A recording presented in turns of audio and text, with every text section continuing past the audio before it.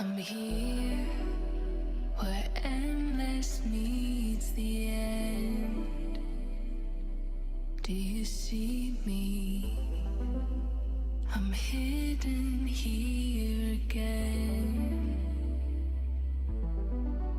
Your whispers found its way,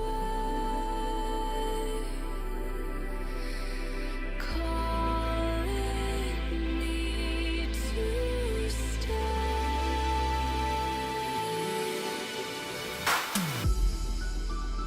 I'm standing at the edge, but something always brings me back. All the voices in my head reminding me of what I have. If I fall tonight, you can bring me back to life. If I fall tonight, you can be my saving light.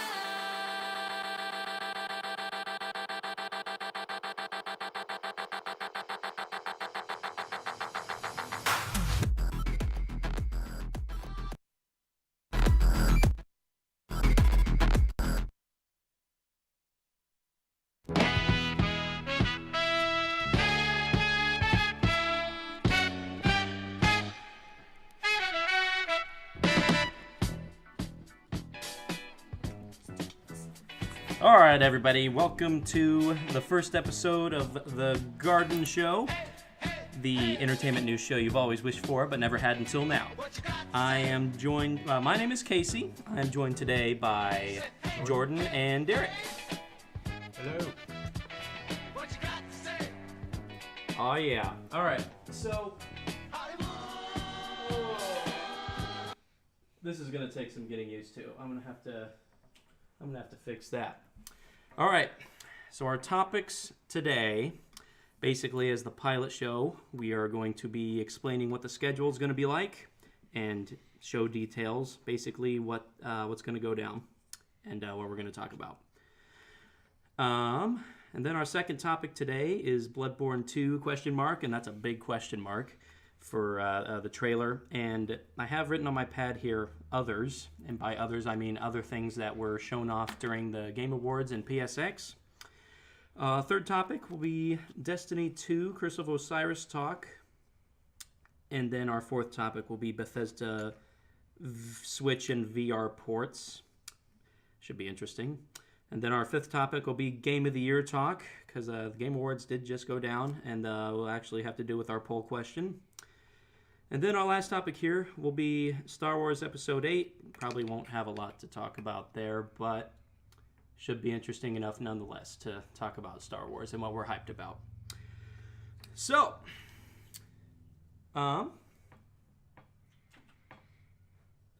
starting off with just how the show works. We will be doing this podcast every Sunday, hopefully at around 3 p.m. Central Standard Time. Obviously, couldn't do 3 p.m. here today, mainly because, we had other things going on, but we're aiming for 3 p.m. Central Standard Time every Sunday. And basically what we'll be talking about, entertainment news / our opinions based on ongoing news on entertainment. Not just game-related. A lot of it will be focused on game-related stuff, but we're talking like movies, shows, things like that.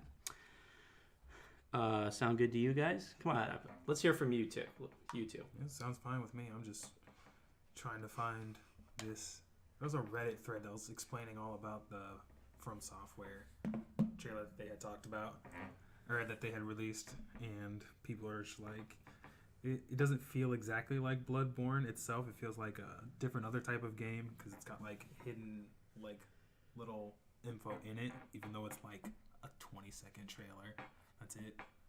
And they're saying it's some tower game they're trying to reboot, some tower series. I don't know exactly. I've never heard of it before. Tower game? I guess. What a tower series? I don't know. It's like it was weird. Is it like tower gameplay, or is it like a? No, I think that's the name of the series itself. It's got the name Tower in it or something. I don't know. I need to find the actual the Reddit thread that I explained it all, because they had explained it on there, and I was like, oh, that makes more sense, because it felt like a Bloodborne 2 trailer, but like we never know. Like, and they did. From Software came out and they had tweeted saying, we'll release more info within the next 12 months. So That's such a From Software thing to do. they Who knows? We might even release the game by that time. yeah, they kind of just did a nice little dick slap right there, or titty slap, whatever. Whatever's preferred. Yeah. The basic premise of the game: get to the tower. Oh my gosh. Now, Derek, I know you haven't played Bloodborne, if I remember correctly. I've played a little bit of it. Like, my cousin came over to my house the other day, and he hooked up his PlayStation 4 to our TV downstairs. I was not the best at it, but Nobody is the best at it when I've played a little bit of Wait, it. for Bloodborne? Bloodborne. I'm sorry. Have you seen some of the people that play stuff on YouTube? No, Like, here's the there are thing. some people No. that are the best at this game. Here's the thing. When you haven't played a game like Dark Souls or Bloodborne before, you're not going to be the best at it, obviously, until you start playing it more. Like, obviously, I think I did play Dark Souls when it first came out. I never really got hooked on it, and even if I were to play it today, I would still have a lot of fun with it, but I just like the gameplay of Bloodborne better. And Bloodborne was really the first From Software Dark Souls type game that I really played.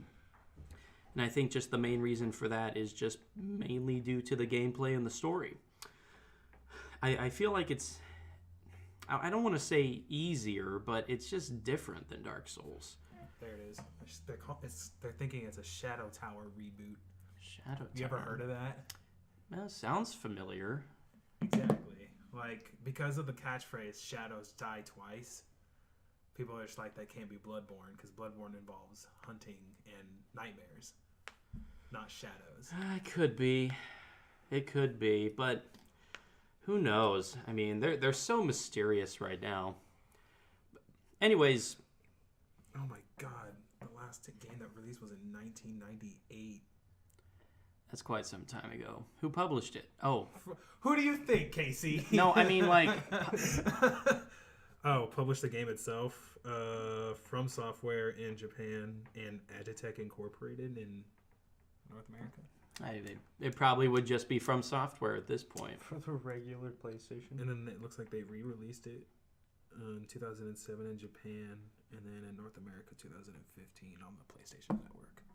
On the PlayStation Network, So huh? like a port, maybe a restart. Oh, I see. So on the PlayStation 3, probably. Yeah, they have a lot of PlayStation 1 games on PlayStation 3. Maybe PlayStation 4 with PlayStation Now, because it says 2015 and PlayStation 4 came out in 2013.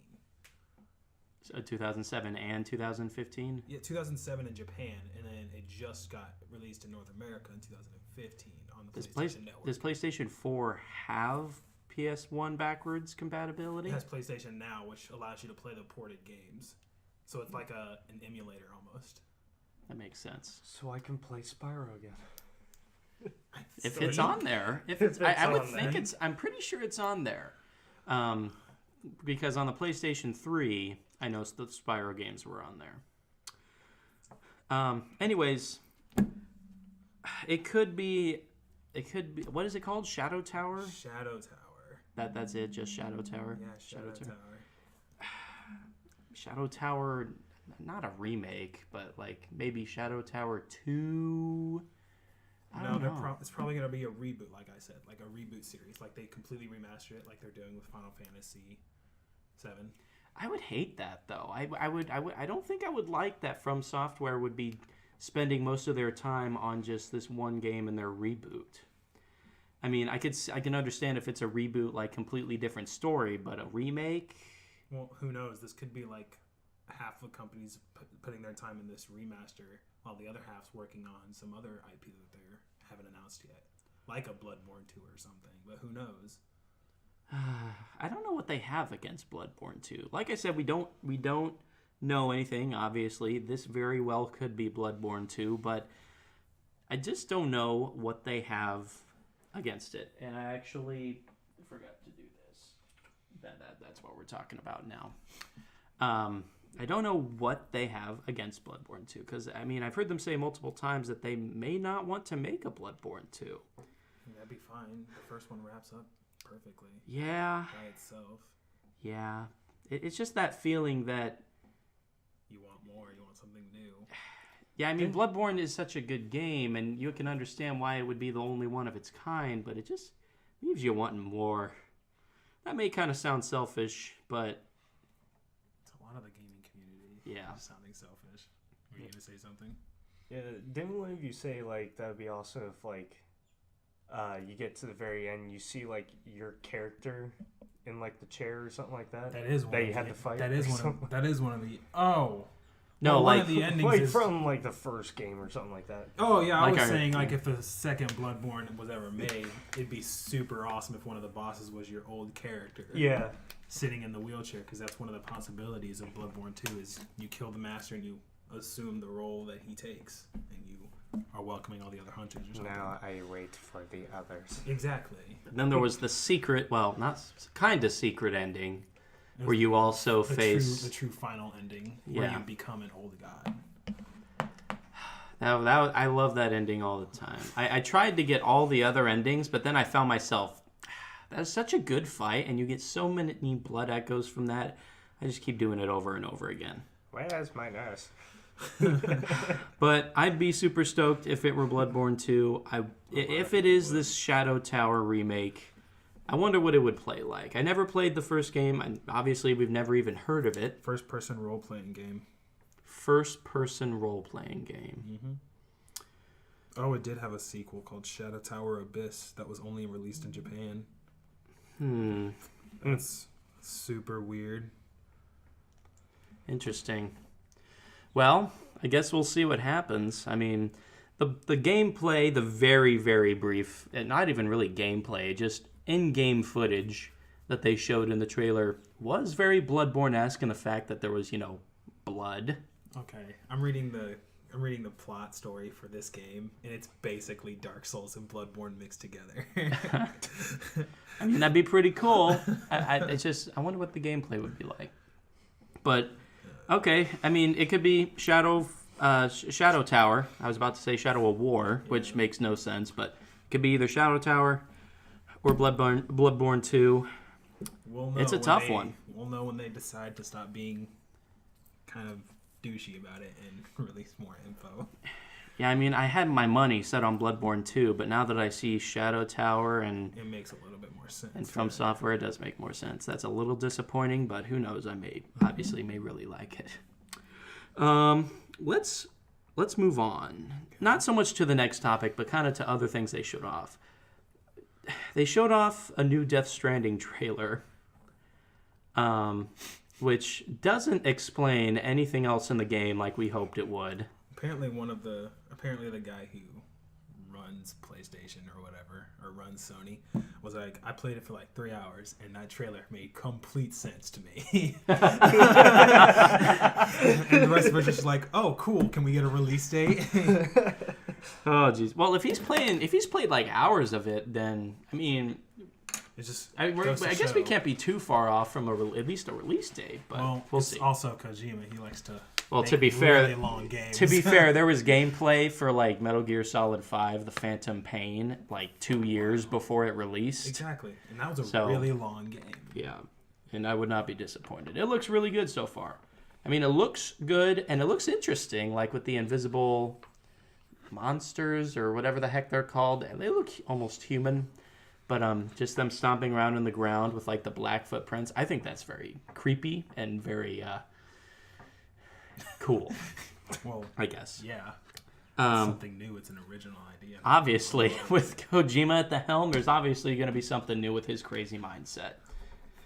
But I'm just interested in seeing actual gameplay instead of like cinematic trailers. And he'll show it off eventually, like he always does. So speaking of masterful storytellers, Naughty Dog came out today and said they're about 50 to 60% done with making The Last of Us 2.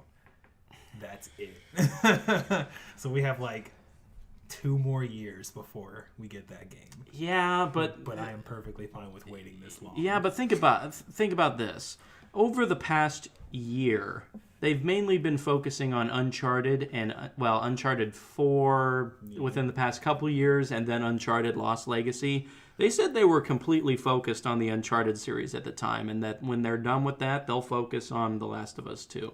So I think they're on that now. But they're obviously probably 100% on The Last of Us 2 now, which makes a lot of sense. It's what they need to do. It'll be a huge hit. I wonder. I'm for some reason I have it running in my mind. What are the reviews gonna be like? And I don't know.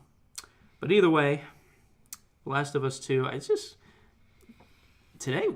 This year's been just a really good year for the gaming community. And a really shitty year for the gaming community. So it's on off. It's on off. Well, yeah, it's on off. It has its ups and downs. But I feel like this year it's mostly ups. In what regard? In not only the amount of games that have come out, but the amount of good games that have come out. I mean, they released two major... Well, I mean, they released a new console. Nintendo, I should say, released a new console. I think it's a very good console. Obviously, there's things about it that could be improved, but that's just like every other console. They have two major release titles that have been highly reviewed and both nominated for Game of the Year, and one of them won. Are we talking about Odyssey as well? Yes. Breath of the Wild? Okay. Yes. I mean, those are two major releases on the Switch that have just done phenomenally. Family. Shut up. And anemone. Okay, don't hurt yourself. Clipboard, soldier. But there's also Horizon Zero Dawn, a PlayStation 4 exclusive. That is a very, very good PlayStation 4 exclusive. Have you beat the DLC for it yet? No, I haven't beaten it yet.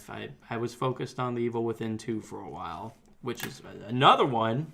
Another in good addition, game. And in addition to Horizon, I personally like The Evil Within 2 better than the first one, just mainly due to its. I like the story better, but I also like the more open world feeling better. Really? Yeah. You like the story better? I did actually.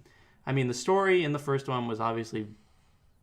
It was new. It was fresh. It was like they pulled the whole. You don't know what's going on until you get to the very end. Then you go, oh, a lot of that made sense. But in this one, it seems to me like a pretty unoriginal. Like, oh, he's just a dad going to save his daughter. Crazy guy trying to take her. I mean, I could see that. Like, that's all I'm seeing right now. Is there something that I'm missing? Because I'm about to hit chapter 4. I'm in chapter 4. Well, you're only in chapter 4, though. I mean, I know it may seem unoriginal, and a lot of it is based on, you finding your daughter and whatnot, but there's a lot of twists and turns in the story that I really think make it interesting, and we won't spoil it for you. Okay. I just found the first one to be extremely confusing, which I understand is kind of the point, but... You're stuck in this guy's mind while you're in the machine. I mean, how did you even get in this machine? I think that's part of the mystery. Yeah. I think they're saving They that had like sleeping or darts. something. I don't know. Shooting the people and then they... I don't know. I don't know them in why. the tubs. I don't know why we're talking about The Evil Within 2. It's not really on our It's top. a really good game. It is a good game, but it's not We were really just- on our list. We were just talking about good games that came out this year. Like Exactly. I asked you like the pros of all this that Yeah. came out this year. There was Wolfenstein 2. I personally haven't played it yet, but I've heard it's done really well. Did People Doom have really come out liked this it. year? No, Doom came No. out last year. Oh, okay. Doom VR did. That is on. That's another topic, obviously. But what was it? There was Quake Champions. I don't think that's. I mean, it's technically out, but it's pre. What the heck is it called? Pre-alpha, pre-beta. No, I think it's past. It's past its beta phase now. I forget what they call it on Steam, but it's not like fully released yet. I really, don't get me wrong, I get really angry at competitive games like Quake, but I think it's really fun. I don't play it as much anymore, obviously. No, you do not. But I do personally like Quake Champions. What other good stuff has come out this year? There's been a lot of them. Assassin's Creed Origins. Dark Souls 3 didn't come out this year. No, it didn't. It came out a couple years ago. No way. We Had got to it come when it out was in at the house. Had to come out in 2000. Oh, really? Yeah. Good God, that game came out a while ago. Yeah. My bad. The Call of Duty. World War II. Yeah, exactly. We've all had our experience with Call of Duty World War II. I liked the fact that they went back to their roots. Indeed, that's kind of that's a topic here. Yeah, Call of Duty going back to its roots, definitely a good idea, considering the fact that Infinite Warfare was kind of a step Backwards. And to be fair, there's not really much they could have done about it, because with how much people didn't like the jump, I mean, I felt like people accepted it in Advanced Warfare because it was new. And, Sledgehammer does a great job in their games. And it was new at the time. I personally liked Advanced Warfare. But then when Black Ops 3 came out... They just copy and pasted almost, didn't they? Almost copied and pasted. They made it a little bit different. But still, like jetpack stuff, wall running, that kind of stuff. And it was just... It's another... Black Ops Wasn't game. that the Call of Duty that added in like the whole Destiny Supers thing? Yes, yes. It was like this. They added supers into the game, and that's so weird. I'm so glad they got rid of it in World War II because they brought it into Infinite Warfare too, and it was stupid. It was ridiculous. Infinite Warfare just made it a lot worse. The only good thing that came out of Infinite Warfare was the Call of Duty Modern Warfare remaster. Yeah, and even that, the only thing. Even that became a pay to play or a pay to win. Really? Yeah, because they had added crates into the game, and people were like, "Don't add crates," and they did. It was ridiculous. Either way, just a very good year for games. We'll talk more about that later. How about we get to the crappy part? Let's move on. Let's talk about Destiny 2's expansion, The Curse of Osiris. I'll let you kind of handle this one, Jordan, because you've played it. You haven't. So You don't have the expansion pass for that, buddy. I do. I just haven't downloaded it. Oh, so you are a sucker just like me. We spent money on that expansion pass, and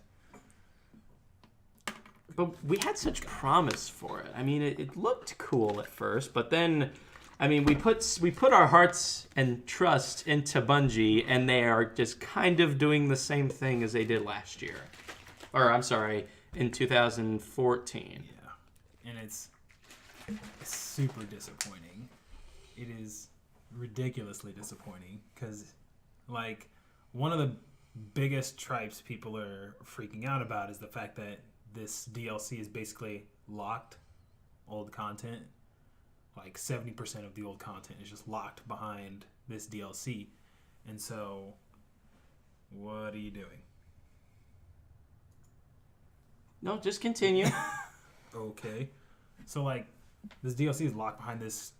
The original content is locked behind this DLC, and now people are just like, well, because people, especially people on, like, PC, they had spent $60 on this game, and then they only had it for 45 or 47 some amount of days before they had to spend another $20 to keep playing it. So people are just like, all right, this is stupid. We let it slide the first time that you did it. We're not gonna let it. You're not gonna let you do this again. So either like people are like starting to throw up arms. So a lot of major YouTubers are calling it the final straw. Like, let's see, King Gothalion.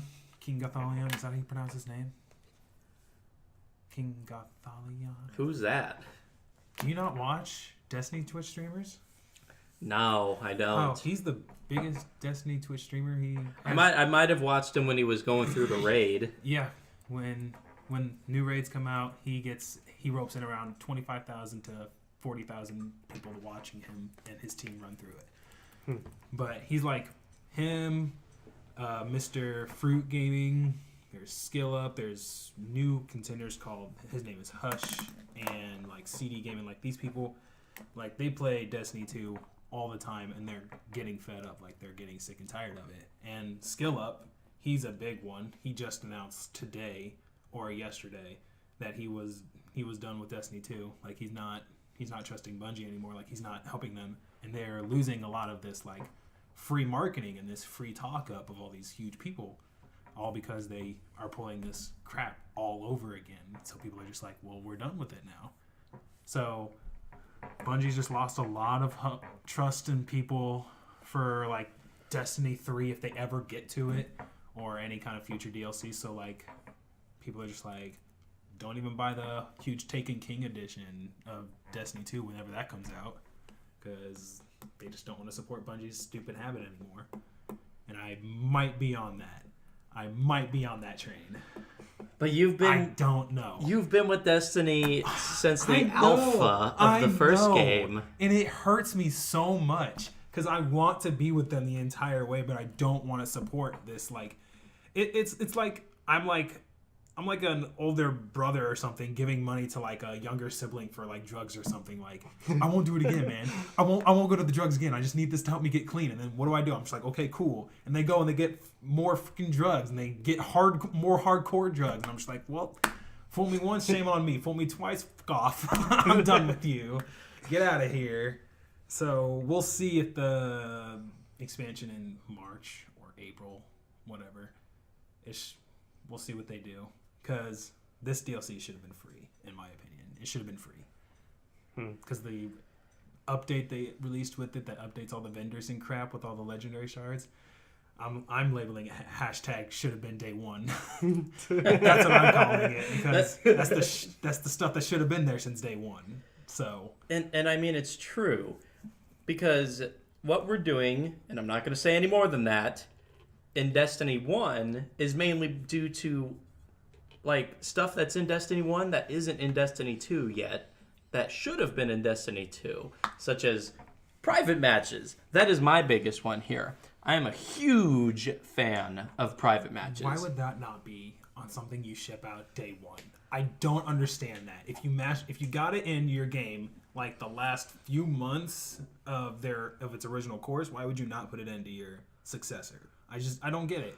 I don't get it. They made so many steps back. So many. Yeah. And you ask them that, they got like huge shoulder shrugs. Yeah, like that's all they're doing. They wouldn't know what to say, because they could give all the excuses they want, but it's just it's not really a good excuse when you've done it before. You've put it in your first game, put it in your second game. I'm a big fan of private matches, because we played private matches in Destiny 1 just like a couple weeks ago. Not all the time, but yeah, it was so much fun. It was so much fun. It was so fun. It was amazing.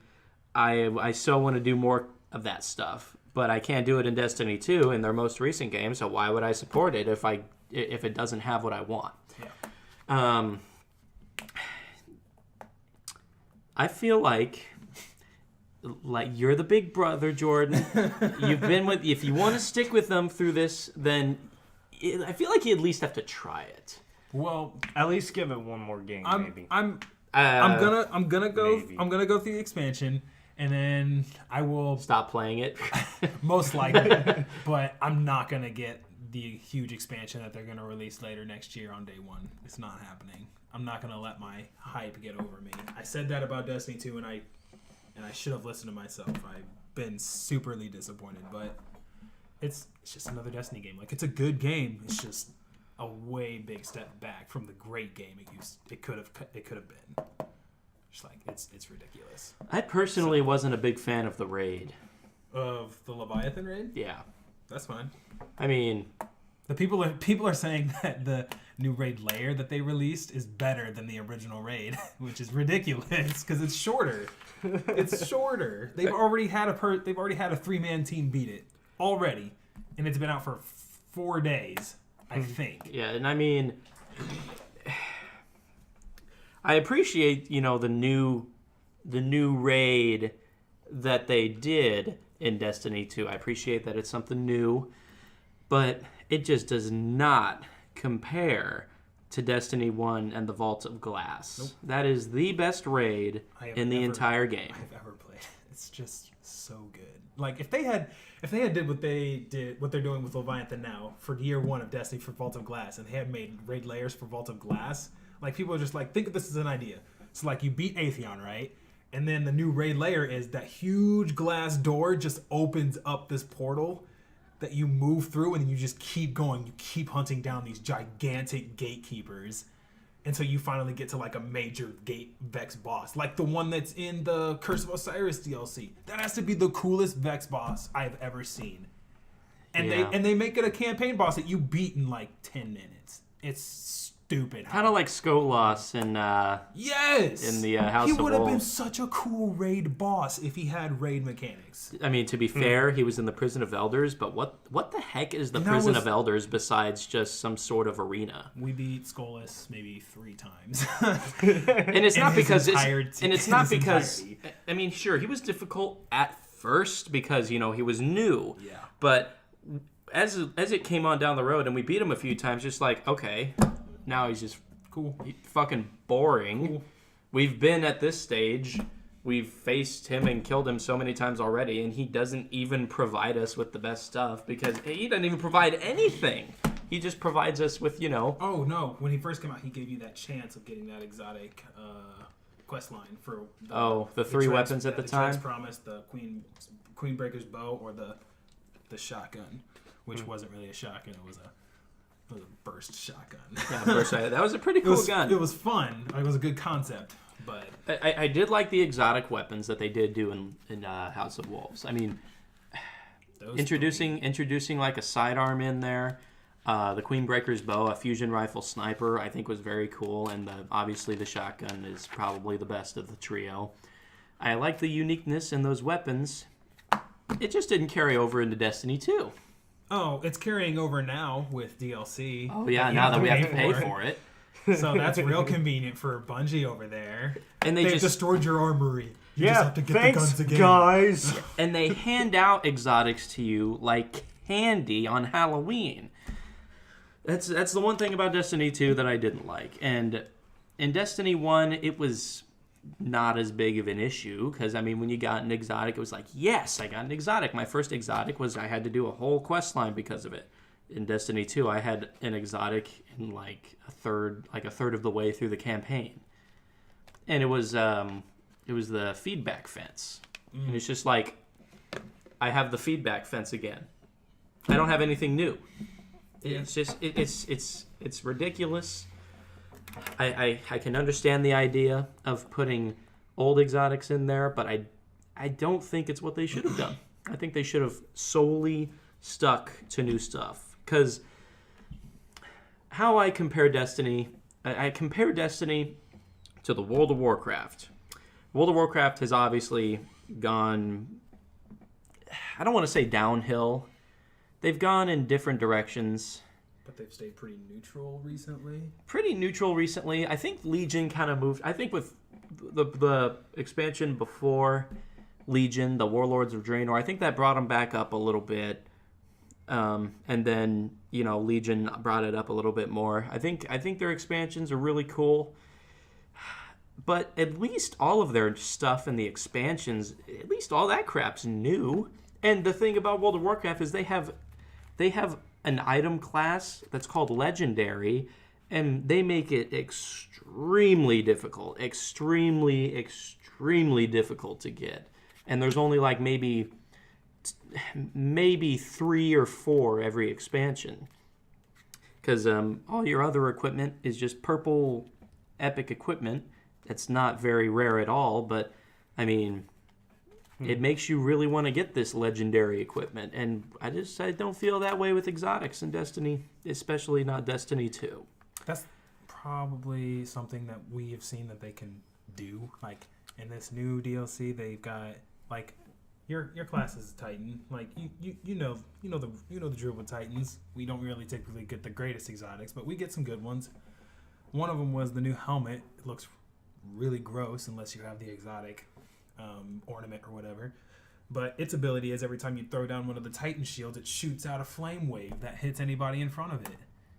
Like, that's really unique. That's a unique exotic. That makes pretty you cool. feel powerful. And then one of their newest guns is called the Colony. And what that does, it's a linear fusion rifle that shoots out seeker spiders. Is that the one that people are saying is broken? No, the one that's broken is Prometheus Lens. Oh, yeah. That is the Vex Mythoclast of this game right now. I heard it's super overpowered and that Xur is selling it right now and that everybody's is. picking it up. Yeah, because Bungie's about to nerf it into the ground like on Tuesday, I think. But Probably. right now the Crucible is called the Laser Tag Crucible. Or the Laser Tag Games or something because everybody's using Prometheus lens. Which makes sense because it's overpowered as shit. It breaks people down. Like it's an exotic gun. That's what you're supposed to do. I mean, you can't make a super overpowered gun and then have Xur sell it that same week, the same week you release it. So there's a conspiracy out there that the reason they sold Prometheus lens is to get more attention to the game. Like it's to get more positive attention to the game. Like Bungie's listening to the players. Like, like no Bungie, no. No. There's a side effect to that. It's a side effect. You have turned what made the Crucible fun into hell. And Crucible was never fun in Destiny 2, in my opinion. Well, to be fair, I've never really played Crucible in Destiny 2. And that's fine. You're saving yourself a lot of time. Yeah, the Crucible in Destiny 1, that was a treat. But using Prometheus lens in PvE is super fun. Like that's a real Ghostbusters feel because its ability is the longer you fire it. You having fun? Yeah. Ghostbusters. Well, its ability is the longer you fire it, the more damage it does and the wider it gets. Oh, that's ridiculous. Yeah, and then if you get a kill, it restores a significant portion of its magazine. So if you've got Oh my god. So if you've got like this huge row of all these ads, you can just whip out the Prometheus lens and just mow them down. It's awesome. But the side effect is it pulls that ammo, that significant portion of from magazine your from your reserve. Okay. So Well, that fair. evens it out for PvE. Like that's a great gun to use. Like you can burn through that ammo really quickly. But it's gonna be Bungie. Well, they're gonna nerf it. Okay. Well, I think we've pretty much talked all that we can talk about with Destiny 2. Beating that dead horse. Let's move on from Bungie and let's move on to Bethesda now and their ports. Oh my god. I don't even know where to start with this one. How about we start with stop making a $60 game for any kind of Actually, situation it can be in. let's start with Skyrim because that's kind of where it all started. Is my gosh. Skyrim. I can understand bringing back Skyrim for next gen consoles and giving it to PC players for free if they have the original. It makes sense. I get it. But you should not have sold it for $60. No. That's the big thing here. Should not have sold it for $60. Especially if it's a remaster. Barely a remaster. Yeah, barely. I mean, you're remastering a 360 game that was released 6 years ago, which is fine, but you can't release it for $60. Nobody releases remaster game for $60. $30 would have been very understandable. See, Sony and Activision, they brought Crash Bandicoot back. 3 classic PlayStation 1 titles, remastered them like from the ground up, and they charged You got the collection edition for what? $30? I think so. It was $35. I think That's it was. ridiculous. That's still ridiculous. And a pair of socks. Exactly.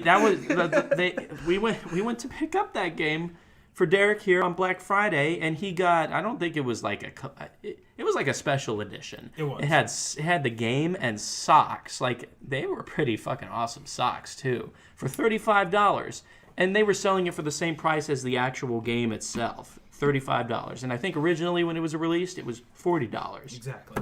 That's what they need to do, and that had 3 games in it. That's a proper remaster. They just upped the freaking the specs on the game. That's it. Yeah, pretty much. I mean, Man, I also get it because remember it comes those with all the polygon DLC. shapes? It comes with all the DLC, right? Like the Skyrim Special Edition for next gen. It comes with all the DLC too, right? So that's understandable. Make it $50, not a whole $60. I get it. It's a whole extra $10, but still, that $10 goes a long way for a lot of people. Oh yeah. Yeah. And come on, Bethesda. Come on. And I think the reason that it was remastered about 5 or 6, I think it was just, when did they release that? 2016? What? The Skyrim Special Edition? That is a good question. I think it was 2006. I'm going to just go based off of it being in 2016 for now until Jordan confirms it. For the one being released for the Switch? No, the Special Edition, like the remastered version that they released for like PlayStation 4 and Xbox One. I mean, it being released about 5 years afterwards, I can understand why people would buy it for their next-gen consoles, because people, they don't play it for their 360 anymore, or their PlayStation 3, because, they may not even have their 360 anymore. So, I can understand why they'd bring it to next-gen consoles. But, my God, so many people bought the game that I think it kind of suckered Bethesda into making it for the Switch. For whatever reason, they made it for the Switch and another $60. I think that they were planning on making it for the Switch for a while. Well, But the whole everybody buying it for $60 again was just like, oh, we could just do that shit one more time. Let's go. And then they release a VR, and you're just like, oh, dude, we can do it again. $60. If you have Skyrim for the PlayStation 4, I think you should have gotten PlayStation, Skyrim VR for free. You already spent $400 on the frickin' VR headset. I agree. If you have Skyrim for the PS4, you should get, and I don't think they did that, you should get the VR edition for free. By the way, it came out October 28th. 2016? Yep. Obviously. It obviously didn't come out a couple months ago. But I like the idea of bringing it over to the Switch. I do, but not for $60. And not even for $50, like Jordan mentioned previously. Sure, it's the game that includes all the DLC and whatnot, but it was still... This year, it was still a 6-year-old game. Even with all the DLC, it should have been $40 max. $40. That's ridiculous that they would do it for $60. But the VR idea, I like the idea that they are trying to bring VR in. Porting things over to the Switch is a cool idea. I'm gonna be getting a VR next week because it's the Skyrim bundle's on sale for $350. It's not bad. Yeah, I'll have to think it over. Think it over hard. I know, because I did see this tweet the other day. This guy said, what the heck did he say? Fell asleep on my couch playing Skyrim VR. Woke up in the mountains. Which I think just the sound of, or just looking at that, I'm like, that sounds pretty cool. Except for that's super bad for your eyes. Yeah. I'm surprised he didn't wake up with some disorienting effect. Just yeah. It's just like, what the fuck? I agree. But I like the idea of bringing them over. I don't know. Can I talk about it real quick? Yes, definitely. Skyrim, that's part of Elder Scrolls, correct? Yeah, that was their 5th installment in the Elder Scrolls series. So I went, you know how I went to that expo down in Las Vegas? Yeah. Well, they had that over there, Skyrim on the Switch. On the Switch or the VR? On the Switch. Okay. And I have never played an Elder Scrolls game. Wow, you've never played an Elder Scrolls game? Not at all. Skyrim's a good one. I may have died to the village. I agree. Wait, you what? I may have died to the village. That's a good initiation. The whole village attacking you. Oh, he must have hit a chicken or something. I did. Chicken. I did. Of course. Makes sense. Makes sense. Oblivion Skyrim, that's a deadly Elder Scrolls combo. They're gonna have to. I think and what a did good I conspiracy is the reason they keep releasing it on all these ports is because they're just like, we can't top Skyrim. Like R6, we've been working on it for years. It's garbage. What did I get for a consolation prize? A badge. Sometimes, man, you'll just walk into a random cave and you'll find like a super good sword, and you'll walk into like 20 more caves and you won't find anything close to it. It's just RP. It's just random loot, man. Random loot. I would say they should. I would love the 3rd installment, Morrowind, to get a remastered game. Yeah, you're still following them, the people that are working on it. Yeah, and it's obviously a third party, which is fine. I try to keep up with their news. They don't release a lot at one time. They release a trailer here and there, and so I always watch it. Whenever they release it, you bet your ass I'll be playing it. It's a lot of work because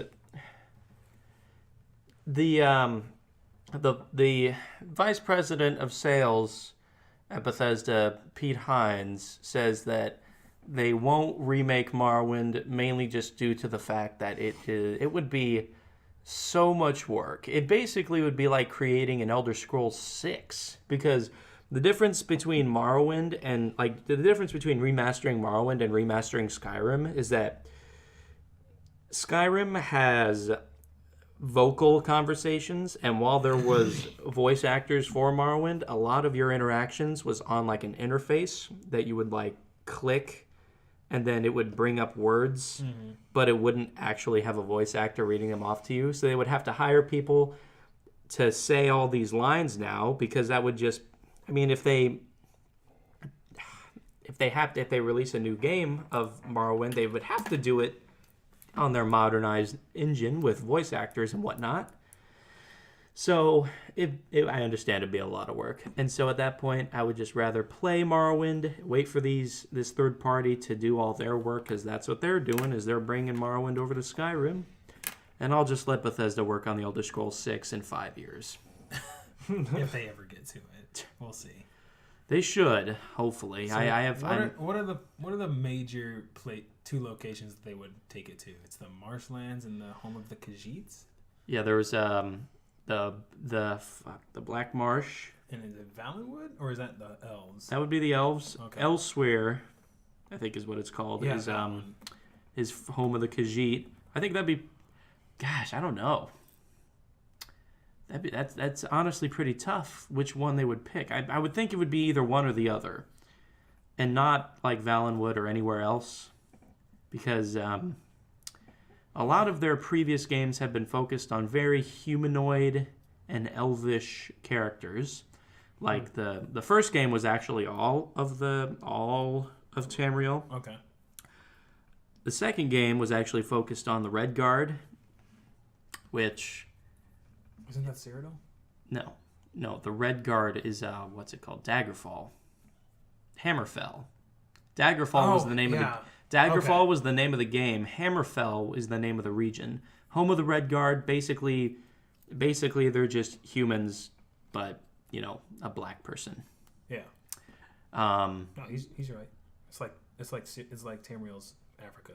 No, I read probably the best way I can explain it. Yeah, I mean it makes sense. I mean, Yeah, it's just it's Tamriel's Africa with black people, which is fine. No, I'm discriminating against that in any way. It was a great game. And then 3 was Morrowind. 3 was Morrowind, home of the Dark Elves. So cool, right off the bat. Yeah. Has The Dark the Elves. Dark Brotherhood been in every single one? They've been in the Or what? second, the third. The 4th for sure. Okay, they were not in the third game until they released the first expansion. Oh, okay. And that's another thing. Morrowind's expansions were incredible. So were Oblivion's. Yeah, I gotta say, Knights of the Nine was pretty cool. It didn't add too much to it, which kind of brings it down a little bit for me, like below Morrowind, but above Skyrim, in my opinion.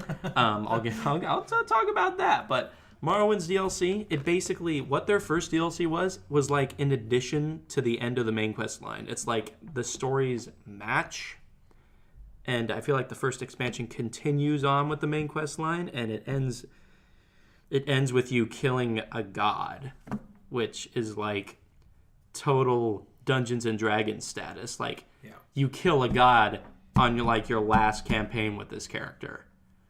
And I thought it... In 4? Huh? In 4 or 3?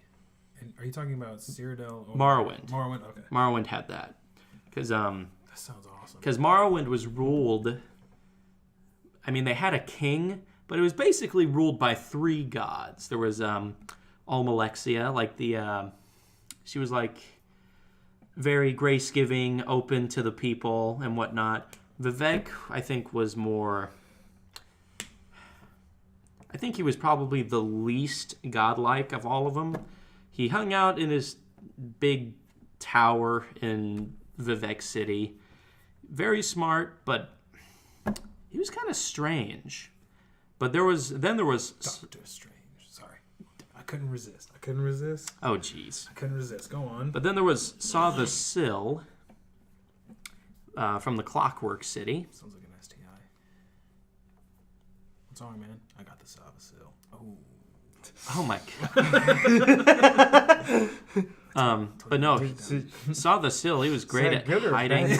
he hid out in his Clockwork City, and it was really cool. But these 3 gods basically ruled the lands here. Cool. And you ended up killing one of them at the end of the first expansion. So you kind of pulled a Kratos. Yeah. Sort of, yeah. And then the second expansion, Blood Moon, didn't have anything to do with the main quest line, but it added its own bad fucking ass quest line. I'm a type of guy.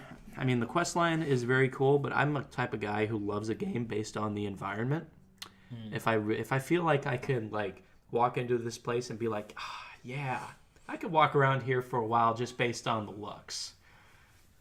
I got that vibe from Blood Moon based on just like the snowfall, the pinewood forest, wolves out in the wild. It was very fun and very. I felt like that was very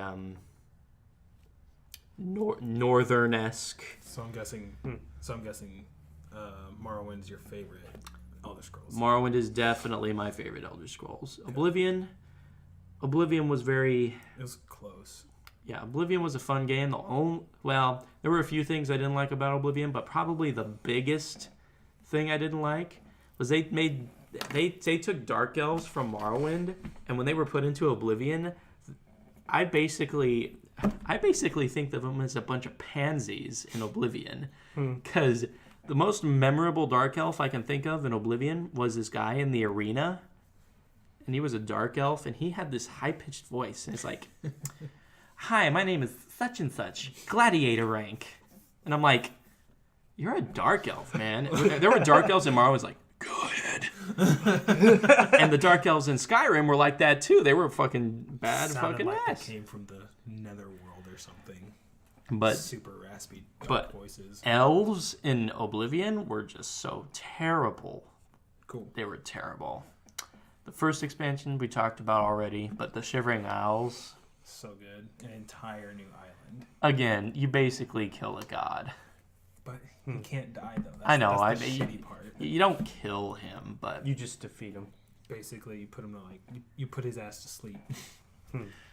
Skyrim, I had a problem with its DLC. The first one was its best one, the Dawn Guard. Oh yeah, with the vampires. They brought a new aspect of vampires in, like turning into like a vampire lord. I thought that was fucking awesome. That was dope. They brought in a werewolf perk tree, but I wish they brought them into the story more. Kind of like Underworld, the movie Underworld. I got you. Werewolves versus vampires. That would have been awesome. That's right. I almost completely forgot what the other DLC aspects were. There was not Hearthstone. What was it? Heartsguard or something like that. Where you can build homes. That's about it. You can build homes, which is fine, but it should have been free content. Oh, and could you adopt kids in the vanilla Skyrim? No. Okay, so that one introduced adopting kids too. Yeah. And then the final one was the Dragonborn. Dragonborn. That was the first Dragonborn. That's what a little bitch. You walk up to his island. He's like, "Oh, you can't beat me. I'm the first of my kind. I made you." And you're just like, "I perfected it. Get in the ground, bitch." And you just put him down. He's so easy. His dragon was cool. Yeah, his dragon was cool. We'll get into dragons here in a minute. Bitch, the first Dragonborn was Talos, so you can fuck off. I'm the original Dragonborn shit. But they kind of put this little treat in front of our faces with dragon riding. It's like, oh my god, we can ride dragons. You can ride dragons. You cannot drive dragons. You get on dragons and they fly around, but you cannot control it. Major difference. Major key difference. You can ride them, not drive them. It's like... Nah, bitch. If I want to go to Whiterun and burn that bitch to the ground, I'm going to run to Whiterun and burn that bitch to the ground, okay? It's like horseback riding. You're riding a horse, but you're on a trail. Kind of. I mean, there's good horseback riding in places, but most horseback riding I've been to is like you follow this group of people. Yeah, in real life. I thought you meant in Skyrim. I was like, No. In real I life. was about to say, like, dude, really? No, you can ride up the side of a mountain with a horse in that game. They defy gravity. No. I don't think that's on a trail. People are just on the side of the mountain, just like, what the fuck? Exactly. That's what a lot of people thought. But then you call down this dragon, he's just like, get on. I'll fly you over this circle of this battlefield that you can probably just one-shot everything here already. Or try to. But no, bitch, I want to fly you. I want to go over to, what is it, Markarth? Markarth? I want to burn. Oh, I hate that city. I hate that city so much. Every Yeah. time I play a new game, I get strong enough, I go there and I kill everyone, and then I leave. Your bounty for this place is 90,000 gil, 90,000 gold. I don't give a shit. They're all dead. Who's gonna arrest me? Oh man, I'm not a fan of Markarth, but I want to ride this dragon from Riften to what the heck is that city's name? The one at the northwest. That's Northwest. Oh, the one that's on the cliffside. Yeah. The one that the Dark Brotherhood ends up sending you to kill the king of Cyrodiil. yeah. God, that's Dark What the heck Dark is the name? Brotherhood has got to be the best it's ever been in Skyrim. What the Their heck is quest line for Skyrim is Did you so play the good. quest line in Oblivion? I don't remember it very well. I know you become like the right hand of the Night Mother, basically. Yeah. The Listener is what it's The called. listener, yeah, that's right. You become the listener in this one too, but on top of that, they're just like, hey, you know what else you can do? You can go kill this king, and you're just like, excuse me? And they're like, yeah, go kill this king for us. It's just something you can do, and you're just like, fuck yeah, give me this king's head, man. I'm a Kingslayer now. I mean, they're really good in both games. I mean, yeah. But what is that city's name? North something? No, it doesn't have north in it, does it? I can't believe I cannot remember the name of this This city. is why we need laptops.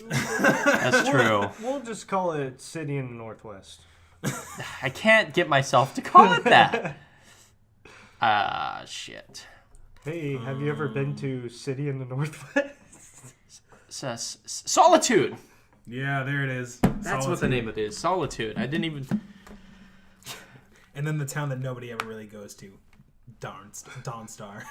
Oh, God. Dawnstar was That's just kind of a town that was sprinkled in there. Yeah. It's like, But, we need one more city. But yeah, Bethesda, move on.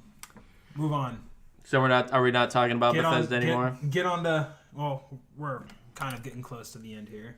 We're almost at an hour. I don't know how long we want to go for this. All right. We're almost at an hour. We got a couple more topics you wanted to get over. Yeah, I do have to go to the bathroom, so we're going to take one small break. I was going to say two, but we just, I don't know. I feel like one break's fine, but I do have to go to the bathroom after that. So, yeah, I'm going to go to the bathroom, Quick but break, first and we're going to take a break. Basically we do like free advertisement for up and coming, well, not so much up and coming, but just like YouTubers who I would limit to under, I won't say under a million, maybe about under 500,000 subscribers or And so. I've got a couple people I want to mention. I've already mentioned them in the Okay. podcast so far, but I'll I'll still mention them because they make great content. Yeah, I'll start off. Hold on. All right, so my promotion here is going to go off to Dead Meat.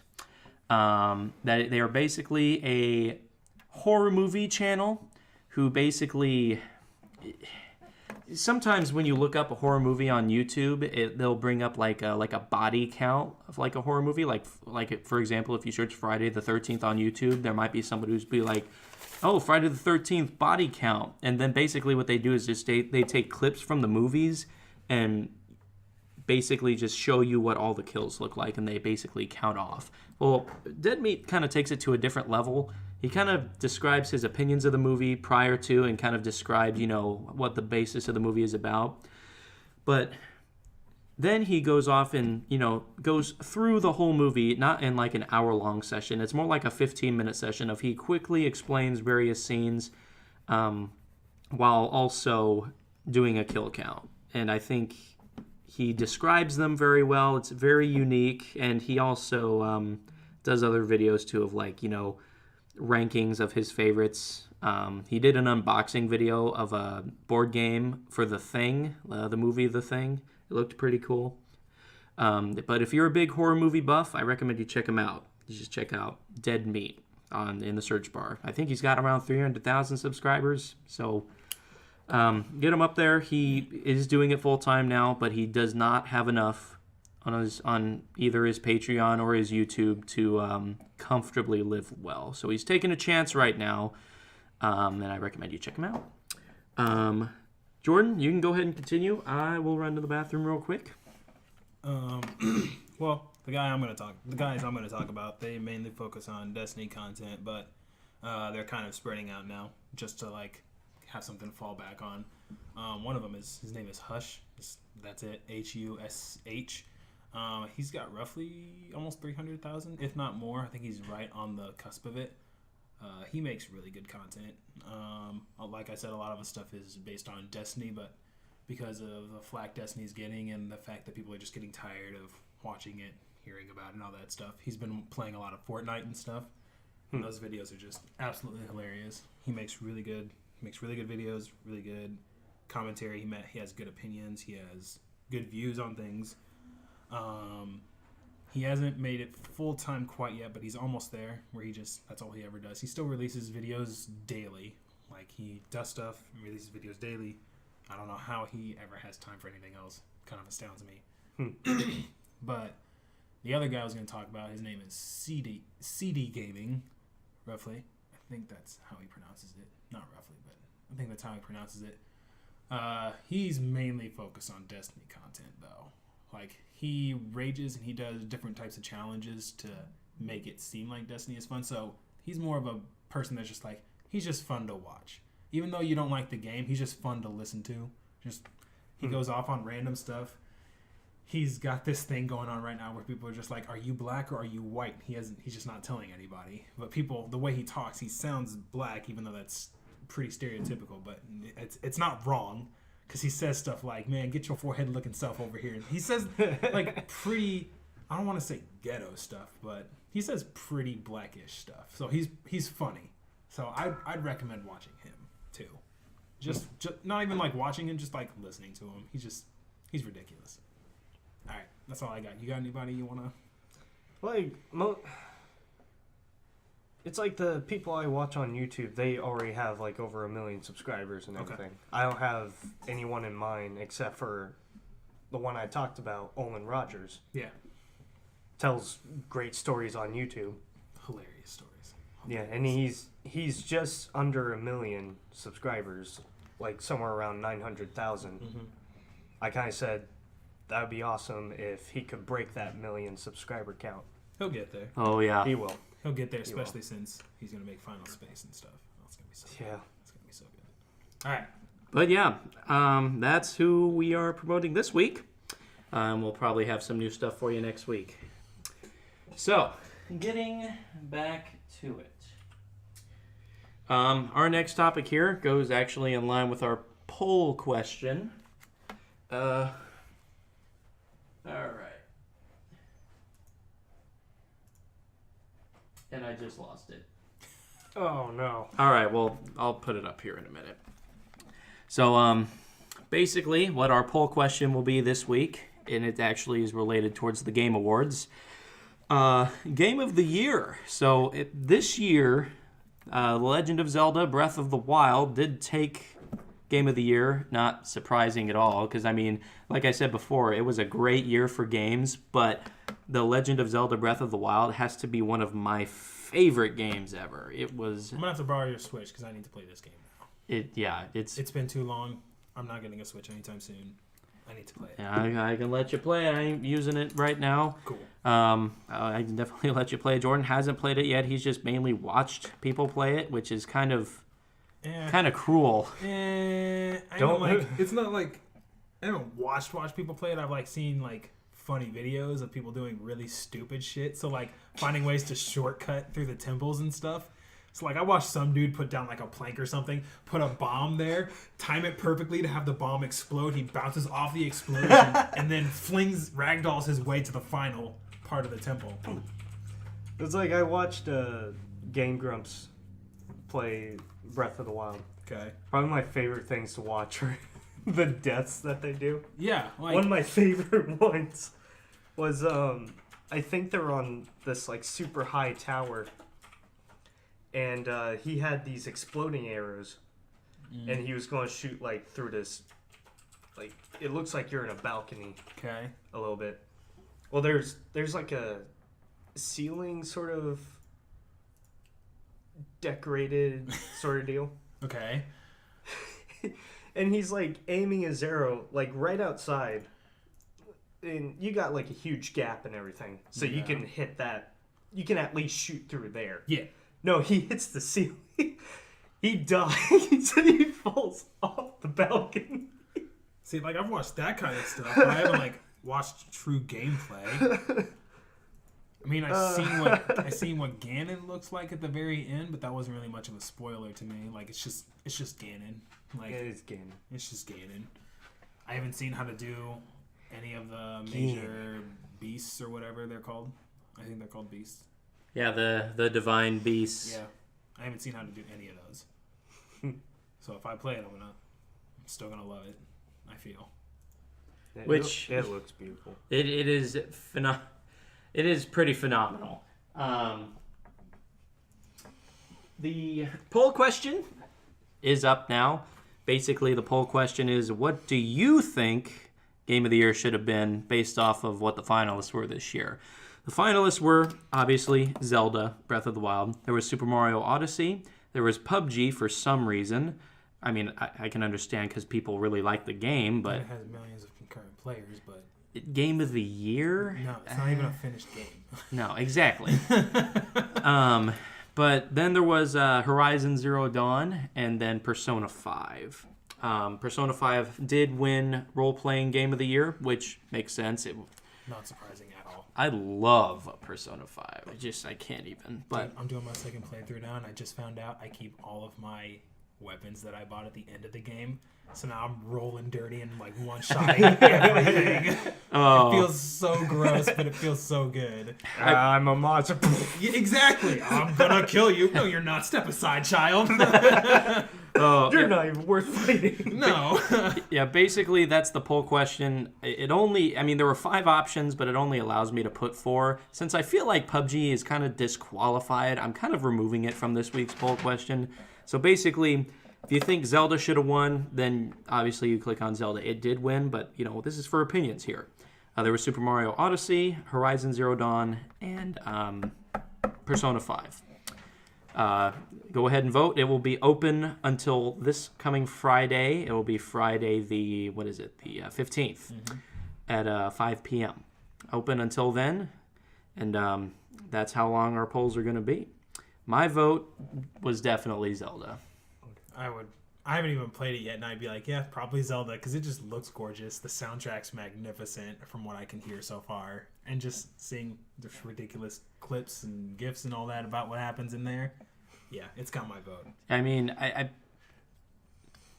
what do you think, Derek? Based on all the other games that we've listed off here and what you've seen, what do you think? Like, I would also say Legend of Zelda, Breath of the Wild, because I would agree it looks gorgeous. Yep.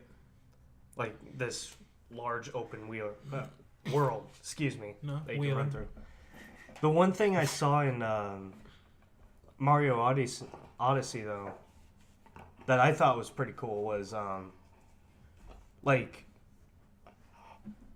there are at points where in this game you can run through a pipe and it'll put you in like a 2D sort of platformer. Yep. Like, I played Mario Odyssey. I didn't like it as much as The Legend of Zelda. I didn't think it had as much replay value in there. But there was this cool thing about Mario Odyssey that basically it had the 3D gameplay of like Mario 64. But if you went through a pipe, it just took you back to the classic, original Super Mario Brothers type of gameplay. I wish it was in the game a lot, but I wish they put it in the game a little bit more. But then again, maybe not. Kind of make it sort of like that Legend of Zelda Link Between Worlds sort of deal. Yeah. It was kind of like make that. it more 2D-ish. Yeah. I mean, it was very fun, and the ending of the game really was, it really did make me happy, beating Bowser like that, and, all that kind of stuff. I'm not going to spoil much beyond that, because, it's a Mario game. Obviously, you beat Bowser in the end. That's just Mario. Of course. What else do you do in Mario? I know, right?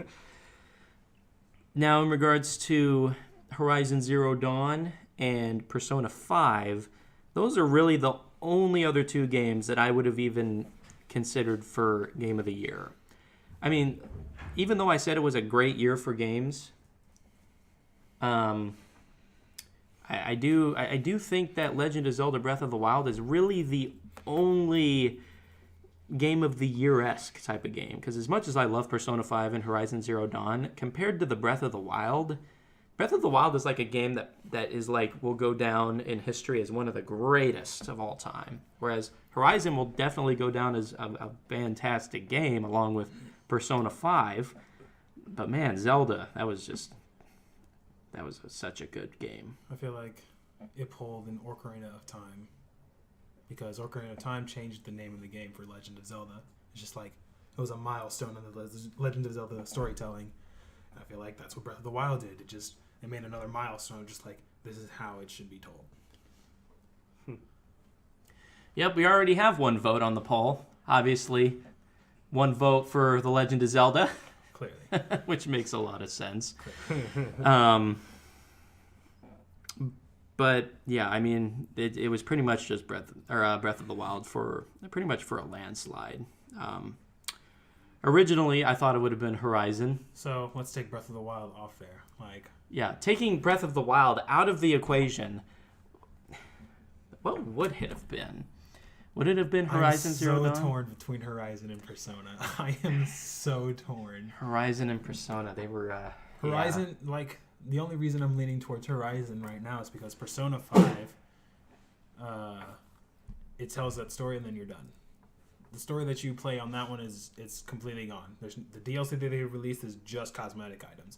Horizon Zero Dawn, on the other hand, as they've already shown, they're working on DLC to continue telling the story. So it's like gonna keep going the more you play. It's like you play it, you love the story, then you wait a little bit and they're just like, here's the expansion, here's telling more of the story. And you're just like, oh sweet, so then you play more. It's just like, and the fact that it looks like movie quality graphics. It is the best graphics I have ever seen in a video game ever. And that's saying something. Yeah, previously, The Witcher 3 was atop my list of so good, of gorgeous. the best graphically designed games ever. But Horizon probably it has taken it so far, and we'll see about The Last of Us Part 2, because that had, the original and the remastered version had fantastic graphics, and the trailer looks like top notch. We'll see when that comes around. I don't get why people don't like the trailer. They're just like, I don't like the second trailer that they sent out. Stop whining. It's realistic. Yeah. It's a hard world. Get over it. I don't It's like just- the fact that I watched this female protagonist or whatever doing some crazy stuff. What? Excuse me? Horizon Zero Dawn. Come on, we'll go back to that. Female Women protagonist. can be just as gruesome as men when it comes down to surviving, okay? Yeah. So Have you not seen Tomb Raider? I'm pretty Exactly. I'm pretty sure we're in The Last of Us 2 we're gonna play as Ellie, and I am so pumped because she's got some anger issues. She's gonna kill some people, and I am so pumped. yeah. So far, Horizon is atop our list of probably best graphically designed games of all time. And with Persona 5, it's with Persona 5, that's just one of my favorites of the year, mainly because it took a step in a direction that I feel like Cuphead kind of did.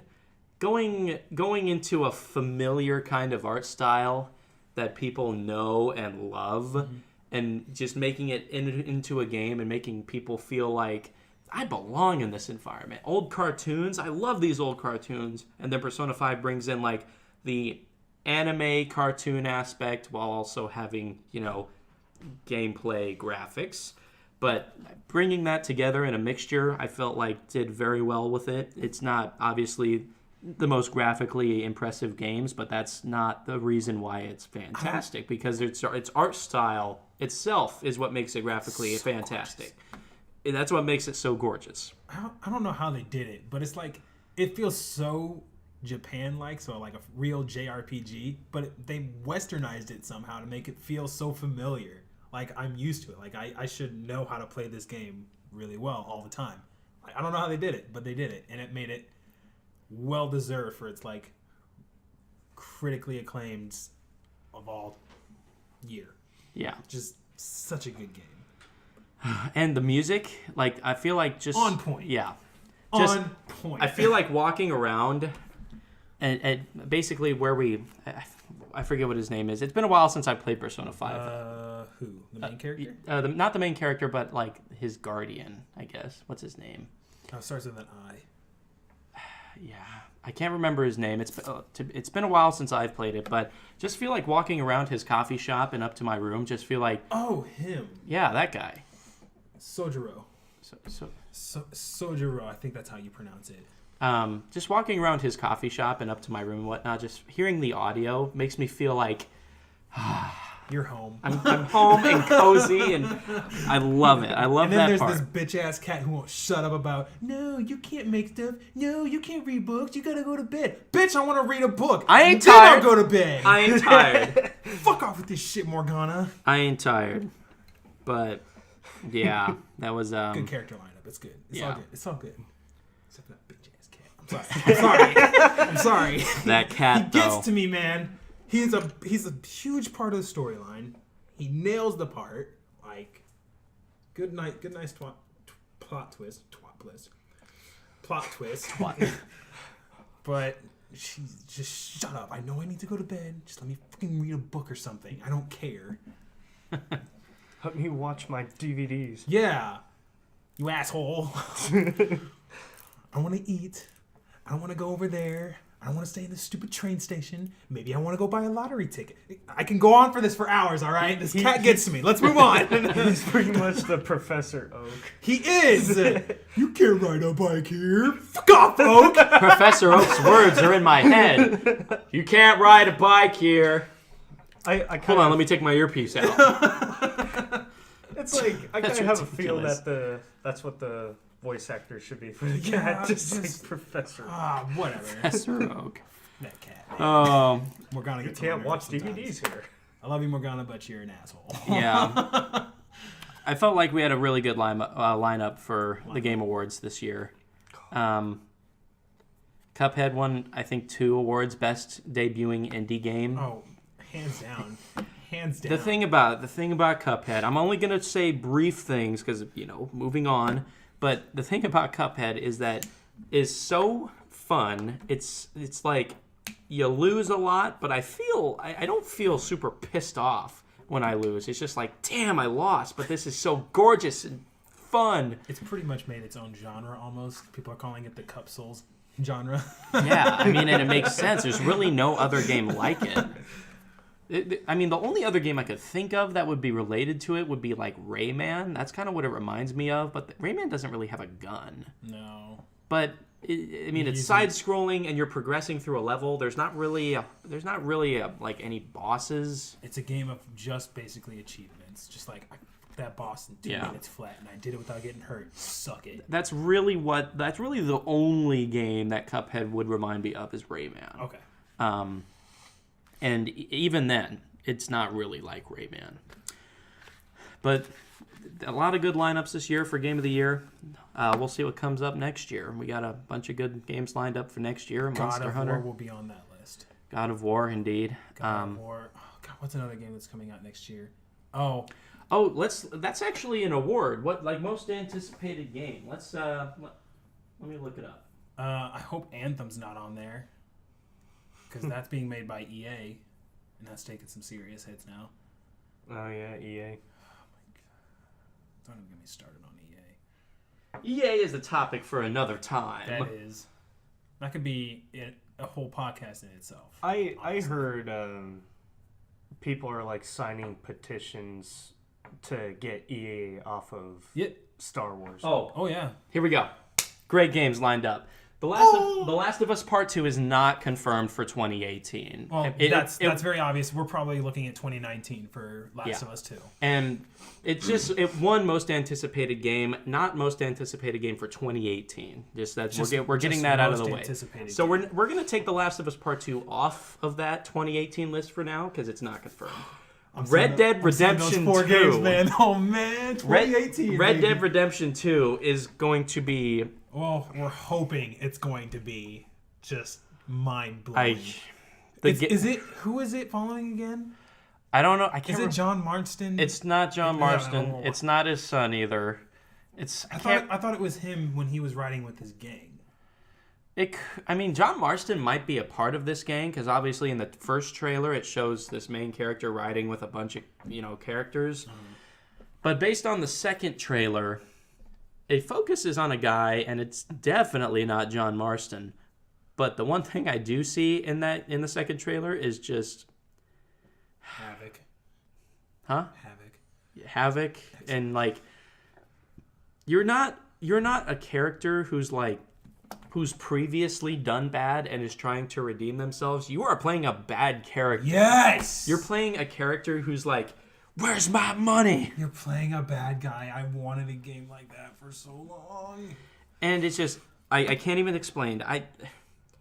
The graphics, when it comes out, it might top my list. It might. Mind blowing. That's what that meant. It might top the list because based on Monster Hunter got on that list.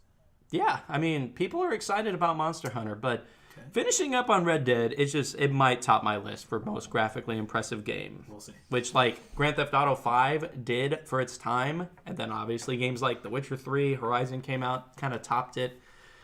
We'll see about Red Dead Redemption 2. Guerrilla Games this is the best looking game of all time. Rockstar Games. Okay, hold the phone. Give me 1 fucking year, bitch. 1 fucking year. It was, and the thing is, Red Dead Redemption 2 was supposed to come out this year. I can understand why they delayed it. It's fine. No, completely understandable. I think pushing back game titles to work on them more is kind of like a thing people want now in just the gaming world. It's like, if you need to work on it more, do it, because we're sick of having these half-ass games that are just garbage and broken beyond belief. Yeah. So spend time, work on it. Especially Rockstar. If they're just like, hey, we need some more time, we're just like, you do you, yo. They did that with Grand Theft Auto 5. Do you, fam. They did it with Grand Theft Auto 5, and Grand and Theft that Auto game 5 is was still being sold for $60 today. It's still being sold for $60, and people are still How buying long has that been out for? 3 years? 4 years? Grand Theft Auto 5 came out. The first time it came out on last gen consoles was 2013. 4 years. This game's been out for 4 years and it's still being sold for $60. That is a game that deserves to be sold for $60 still. And then not a frickin' port. Bethesda. Sorry. and then they brought it over to Xbox One and PlayStation 4. I don't think it was the next year. Maybe it was the next year. No, it was the next year because that was a major selling point for them. Because 2014 was when people started bringing over old games from old console systems. Yeah, makes sense. And they were still selling it for $60, which obviously makes sense because it's a year old at the time. And it's a huge fucking game. It is huge. It is massive. It is great. I still haven't beaten that storyline. I need to get it so I can beat that storyline. Because I also feel like robbing some banks. I love Grand Theft Auto 5 so much. I beat the main storyline in a day because I played the fuck out of it, and then I didn't actually get full 100%, but I got what the game defined as 100% in the game within a week. And that's not because it's a short game. That's because I played it so much for that whole week, 24/7. Hashtag 20-hour days. Yeah, take a nap, literally take a nap. You go right back to it. You don't, literally, you don't sleep a full cycle. No, literally 20-hour days for a full week. And that's how long it took me, which, when you think about it, is a really long time. It is. If you did 20 hours for, Horizon Zero Dawn, you would beat it in, 2 days. It maybe even just 1 day. Well... No, 2 days. I would say 2 days. I forgot how much there is to do in Horizon. I would say 2 days to Platinum Trophy. I platinumed it in 3. Yeah. And those weren't 20-hour days. I mean, there were a lot They of were like hours. 10-hour days. Came home from work, played it Yeah.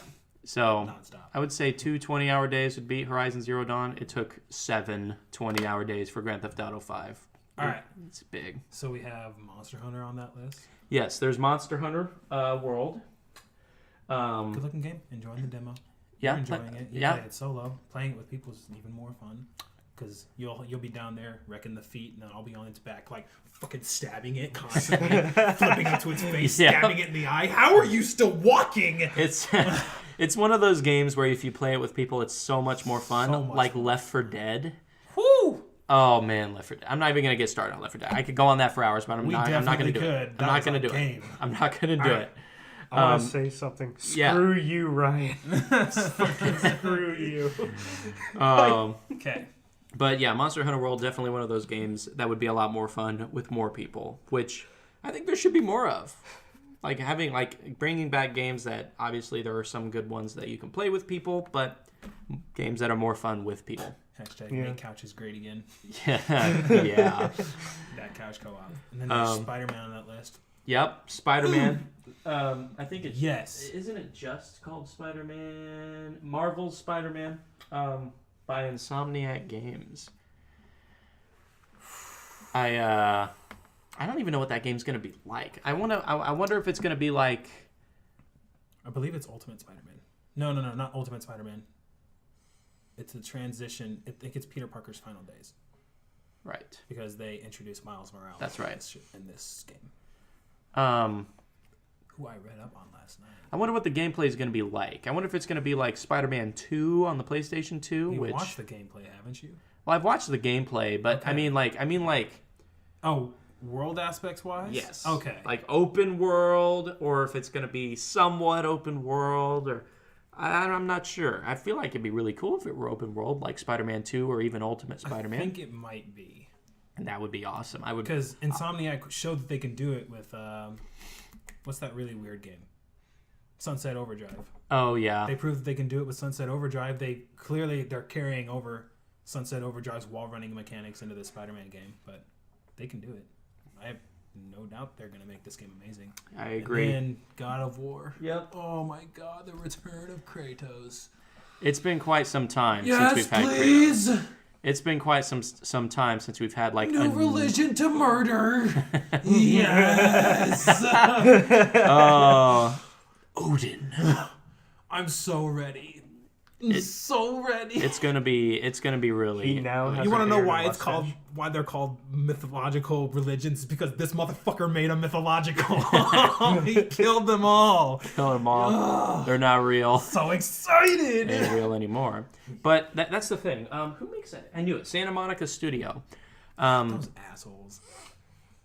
What? Watching PSX, which was basically just a podcast for video game developers. It was really boring. Yeah. But Santa Monica came out and they were just like, so we're gonna get a release date, and they're just like, no, but we're close. And everybody's like, what the fuck is that supposed to mean? What do you mean you're close? And they're just like, well, I can tell you the game's gonna be 25 to 30 hours. And everybody's like, that's pleasant. Okay, we'll take that. That's some good info to have. But it still sucks because they dick teased us and they didn't give us a release date. They didn't even give us a release window. Sorry, I get a little heated on that topic. I love God of War so much. God of War is so much. much. It's fantastic. I can't wait to play it. The thing about Santa Monica, I want to focus. I want to say something about Santa Monica Studio. Their last game that I played was Twisted Metal Oh, for the PS3. wait. That was the last game you played Well, from them? actually, I'm Because sorry. I'm pretty sure you played The Order 18. I did not play The Order. You didn't play The Order? I did not Oh, play that. man. That was their. I didn't know they made that. Yes, they did. Um, They got a lot of flack for it. well, Because you could obviously, platinum it in 6 hours. which doesn't make any sense. I didn't know they made that though. Which, They did. but the thing is, the last game of theirs I played was Twisted Metal, and God of War creator and even Kratos creator, I forget his name. What is his name? I can't remember. Patrick something, I think. He designed Twisted Metal as well, and the Twisted Metal game on the PS3 was, in my opinion, incredible. I loved it because it provided like such quick car combat gameplay, and I'm a sucker for like scary clowns, and so Sweet Tooth was like, yes, I'm gonna play as Sweet Tooth all the time. But Twisted Metal on the PS4, I think should be their next game. All right. I think it should be their next game. Last topic. But yep, that's our game of the year and upcoming lineup talk here. Let's move on to the last and probably the shortest topic we'll talk about, and that is Star Wars Episode VIII coming out. First showings on Thursday, the 14th. I already have my ticket. I do not. I think I'm going to see it at like 10 o'clock on 10 o'clock p.m. on Thursday. You're going to have to let me know, because right now I'm super scared that it's just going to be an episode 5. Everybody's like that. I mean, like Episode 7. Okay, I get Episode 7 was a lot like Episode 4. I get that. Think about the trailers and the posters they've already posted us. Like, what happened in Episode 5 that was so major? They took down the AT-ATs, right? In this trailer, you see a bunch of them charging a group of AT-ATs. In this one, they blew up a second Death Star that they were... In Episode 5, they blew up a second Death Star that they were building. They did. No, they didn't. In Episode 5, they blew up this, like, half-built Death Star. No, they did that in Episode 6. That was Episode 6? Yes. Okay, so they might bump it up a movie. Episode 5 did not feature any sort of Death Star. It did. I mean, it might have had, like, brief ideas of it, but it did not feature any type of Death Star at all. Episode 5 was mainly solely focused on, the development of Luke Skywalker becoming a Jedi. Had Master Yoda in there. Not a familiar character when Isn't the that movie... the one where Yoda died? No, he died in 6. Did he? Okay. Yeah. But Episode 5, I mean, Yoda wasn't a familiar character at the time, but if you were born in the 90s... Which we were. Then... I ended up watching The Phantom Menace first because I didn't know that episodes 4, 5, and 6 were made before, the first episodes 1, 2, and 3. So I grew up basically just watching the first... Well, okay, I watched episode 1 and episode 2, and then I realized, oh, hey, there's 4, 5, and 6 before even episode 3 came out. And then I was told it came out even before episode 1. Which is like, it confused me at first, but I was like, okay, well, it's just prequels. Understandable. Yeah, I get it, and they're good. People don't like the Phantom Menace. Maybe it's because I didn't grow up watching the original 3 movies. I like the original 3. I like the original 3. I like the prequels too. I like the graphics. They were good. Story wise, they were good. Sort of. I don't see why people didn't like Jar Jar. I thought he was fucking hilarious. Sure, was he a retard? Fuck yeah, but that's what made him fucking hilarious, man. I mean, yeah, sure, he can go die in a hole. I don't care, but he's hilarious. He'll be like, right now I'm falling in a hole as she falls into this hole to die. Cool. He gave me a last laugh before he died and burned alive. But I liked him. I wasn't a particular big fan of the Anakin actor. You underestimate my power type deal, but, just... I think it's hilarious how they, like, in the last scene of Star Wars Episode 6, they replaced the original actor who played the ghost. The dumbass actor! Oh my... made me so angry. Yes, they replaced... So angry. They replaced the original actor of the ghost of Anakin Skywalker in Episode 6 with whiny, you underestimate my power. Yeah, the Anakin from Episode 3, which I have no... Yes, I don't even know why. Why would they do that? But it's whatever. But that's just what I'm scared about for Episode 8. Just don't blow up another fucking planet that can destroy other planets. Don't take down AT-ATs with your stupid wire shit. Use a new weapon. I don't give a fuck. Don't kill them with wires. I swear to God. No, Rey. I am your brother. Nigga, we knew that. We watched you kill your dad. Just like everybody who was suspicious of Darth Vader being Luke's father in Episode 5. Oh wait, we don't know if Rey's the brother. We're suspecting it. I mean, we're suspecting. Everybody suspected that Rey was. Oh, so wait a second. So Episode 5 was about Luke's training to become a master, or he's already a master? He was not a master. It's when he went to see Yoda. So he was training to become a master. So like Rey is training to become a master With Luke. But with here's Luke. No, but here's the unique side of. It's a girl. No.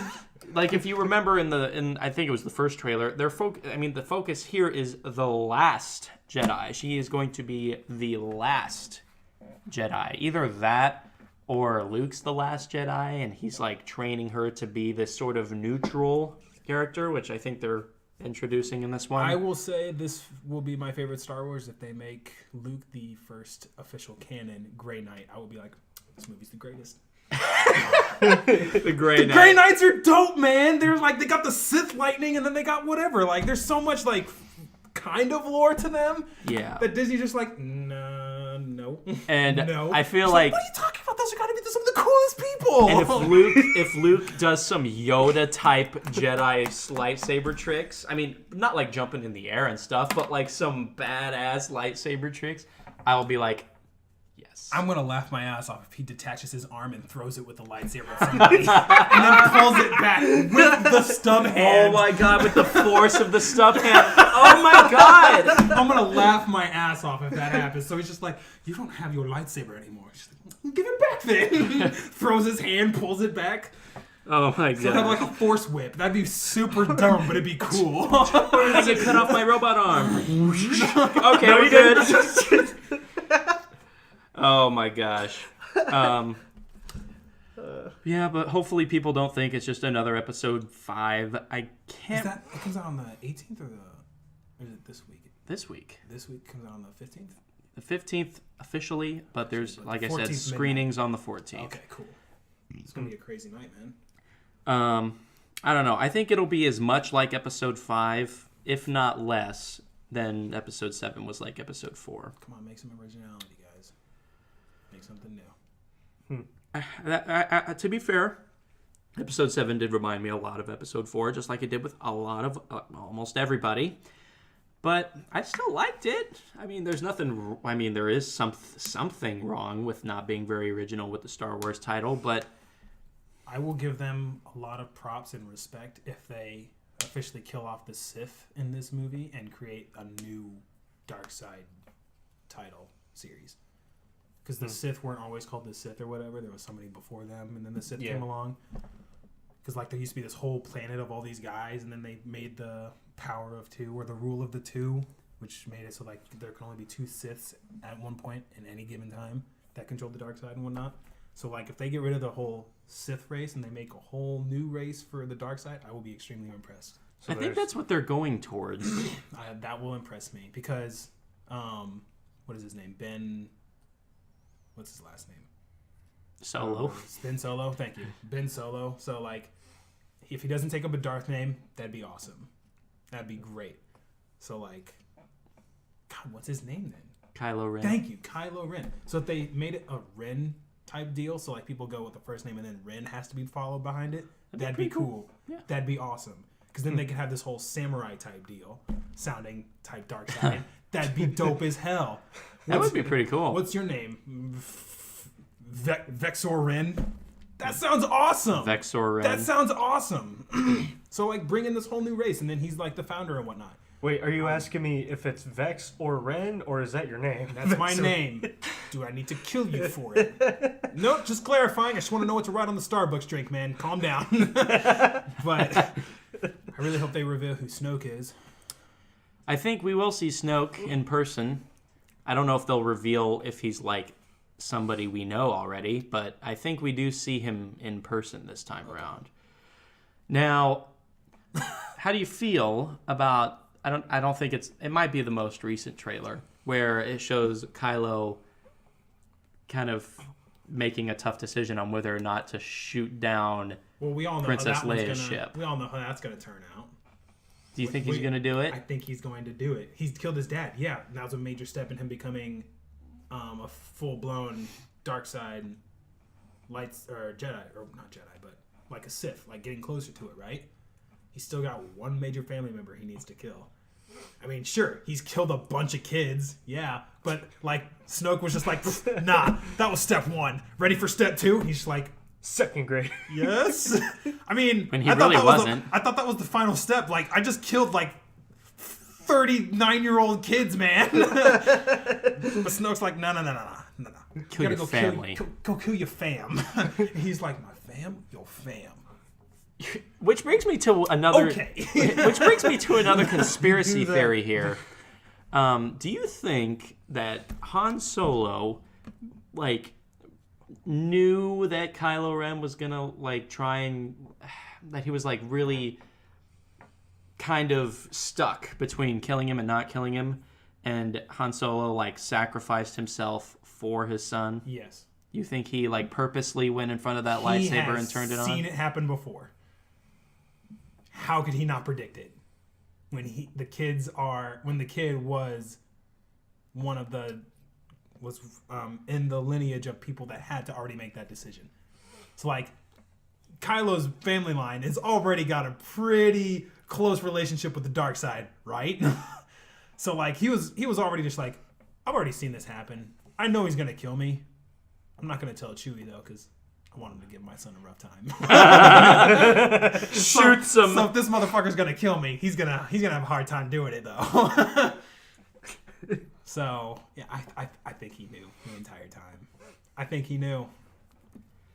That was the first time that's ever been asked me because I didn't know that was a conspiracy theory. But that's an immediate answer to me. Like, yeah, I think he knew. I wonder if Han Solo will like. I mean, Harrison Ford will like make a comeback No, like it's Han Solo. still. I mean, like Han Solo or damn it, Harrison Ford. I wonder if Harrison Ford will come back as like a ghostly character. Pretty sure they've already confirmed that. Could be. I may have just overlooked it. Because wasn't he somewhat okay with the Force? Like he was in tune with it. Yeah. He couldn't use it, but he was in tune with it. Yeah, he was okay. At first, he was just like, that's some mumbo jumbo right there.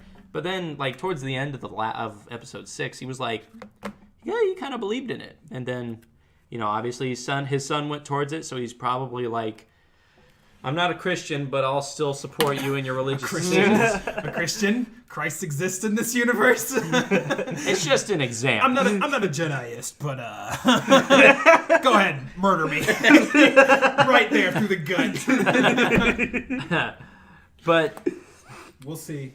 we'll see indeed. I'm very excited. I feel like I don't know. I feel like I was more excited about episode 7. I'm still very excited about episode 8, obviously, but episode 7 just like the first episode in a long time. Like Yeah. We also need to see Kylo Ren lose an arm or a leg. Because the Sith either Kylo or Rey. Because the Siths have a tendency to lose arms or legs. Or both. And whiny big bitch Or faces. Skywalkers. Yeah, Skywalkers. They don't tend to walk the sky very well. Not when they're losing body parts like that. Give him a peg leg and he becomes a pirate. Oh, they also confirmed that there's going to be an Obi-Wan Kenobi movie. Oh yeah, I think I heard about that. That should be pretty interesting. I'm excited for that. I'm super excited for the Lando movie with Han Solo, or the Han Solo movie with Lando. Yeah. For Donald Glover. Oh, I'm so excited. But Star Wars, let's keep it going. Disney, don't be a scummy company trying to steal as much as you can from all these theaters that are showing you at the theater. I know, Showing right? you a movie too. They're quickly becoming a scary company. Along with a certain gaming company, but we're not going into that. No, that's a topic for another time. Topic But I for think another time. I think we've covered all that we need to for this one. Derek, do you have anything Star Wars that you want to talk about? Well, it's like I haven't watched Star Wars in a long time. It's like I've been asked before, hey, would you prefer Star Trek or Star Wars? Well, Star Wars, obviously. But I haven't like seen any of the latest movies or anything, so. Okay, well then, real quick question to both of you guys. So you've seen Star Trek, right? No. No, you haven't seen Star Well, Trek? sort of. I've seen like snippets of it. Okay, but so you know it's the main like, ship of Star Trek, right? The big disc-looking motherfucking thing? Yeah. Okay, so you know Star Trek for sure. Yeah. Okay, so one thing that has been recently a topic of is, like, which would win in a fight, the Millennium Falcon or the Star Trek Enterprise? And Neil deGrasse Tyson has already put his answer to this, and he's gotten some flack for it. We'll just say that. I'll wait till you guys make your decision, and then I'll be like, Neil deGrasse Tyson actually makes something really good. I'm gonna go with the Enterprise. Why? Well, the thing about, I mean, don't get me wrong. I think the Millennium Falcon is awesome. I love the Millennium Falcon, but as pointed out in multiple movies, it is a hunk of junk. That and the Enterprise is a starship by a major fleet. It's and don't get us wrong with the movies. Like every single movie that apparently comes out for Star Trek, the thing is fucking crashing and being burnt alive or whatever. Yeah, granted that happens in every single new Star Trek movie. It's just like, oh, it's being destroyed. Nigga, that happened in the last 4 movies. We don't care. Move on. But this thing, it's got phasers. It's got the shielding around it. Like Millennium Falcon wouldn't even like a crew. Scratch it. It's got a crew. You got one old guy and some hairy dog that you found on a planet somewhere piloting this thing. And like, yeah, they're really good at what they do, but not against a crew of like what 300 people, some 300 people. No way. And the size comparison, the Starship Enterprise is huge compared to the Millennium Falcon. That's what Neil deGrasse Tyson said. He was just like the Enterprise would mop the floor with, like, it would just wipe its butt with the Millennium Falcon and just like get out of the way. As much as I love the Millennium Falcon, like he made good points. Like, yeah, great, Millennium Falcon's awesome for its universe. Star Trek, it doesn't belong there. It just doesn't. It's just like they said, it's a hunk of junk. The Millennium Falcon is. As cool as it is, and as much crap as it's taken, you cannot keep up with the Starship Enterprise. Yeah, I just wanted to bring that up just real quick. That was an interesting question. Interesting question indeed. Exactly. All right. That could have been a poll question, but we already have our poll question, and still Legend of Zelda, obviously. But I think that'll probably do it here for today. That was almost 2 hours. I know we kind of went overboard. Just a little. I mean, I don't mind. I mean, we were planning on like an hour or so, but I don't mind the 2 hour period. I mean, there's radios out there that go like for like 4 hours. But hey, I don't mind talking about this stuff. It's pretty cool. Weekly podcast. Our pilot has kicked off now. And we'll continue on, and we hopefully should see you all next week. You guys have anything last to say? Nope, I'm good to go. I think we're probably good for another episode. Next week. Next week, indeed. All right, well, we're going to head out, and we'll see you guys next week. Those two fresh.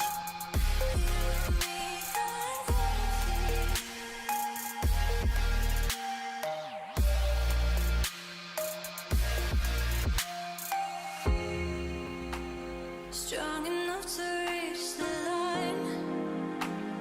Are we on the final time? Forgive our lies. But we're cautioned by the hopes we had, thinking we could make it fair. Another chance to change this. Holding on to what we find. We don't wanna lose this fight. You, me, and gravity.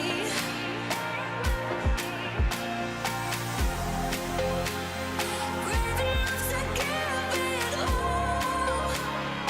Knowing that the fate will fall. You, me, and gravity. You, me, and gravity. You, me, and gravity. You, me, and gravity. You, me, and gravity.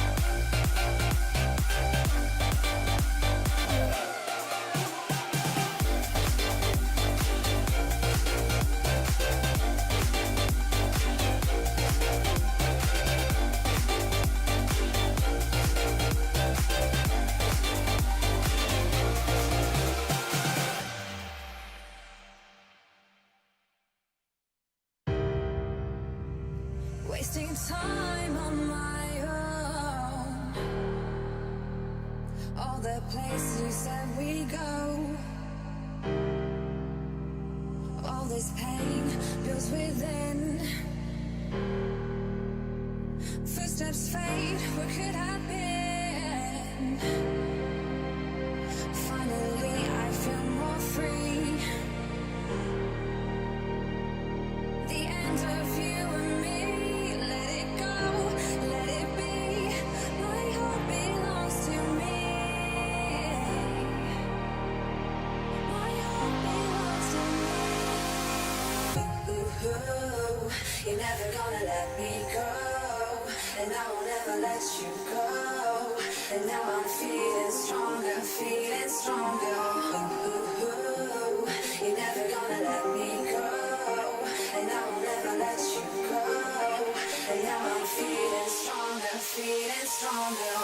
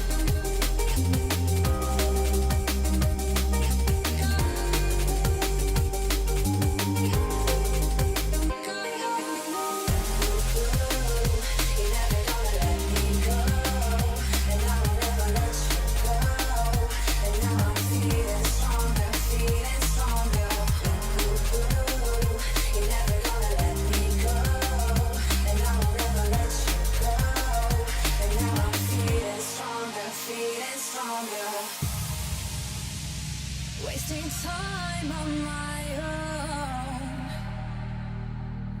All the places you said we go. All this pain builds within. footsteps fade, what could have been? Finally, I feel more free. The end of you